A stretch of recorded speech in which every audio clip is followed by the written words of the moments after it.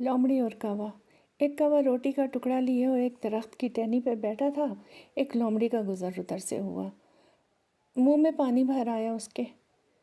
सोचा कोई ऐसी तरकीब की जाए कि ये अपनी चोंच खोल दे और ये रोटी का टुकड़ा मैं झपट लूँ।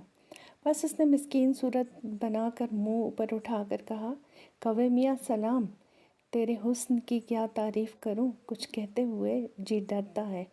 वाह वाह वाह, चोंच भी काली पर भी काले, आजकल तो दुनिया का मुस्तकबिल कालों के ही हाथ में है।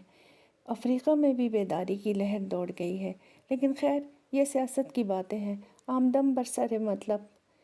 मैंने तेरे गाने की तारीफ़ सुनी है, तू इतना खूबसूरत है तो गाता भी अच्छा होगा। मुझे गाने का शौक़ यहाँ खींच लाया है, हाँ तो एक आध ठुमरी हो जाए। कौवा फूला ना समाया, लेकिन सियानेपन से काम लिया। रोटी का टुकड़ा मुंह से निकाल के पंजे में थामा और लगा काएं काएं करने। भी लोमड़ी का काम ना बना तो ये कहती हुई चल दी, हित तेरे की बेसुरा भांड, मालूम होता है तूने भी हिकायत लुकमान पढ़ रखी हैं।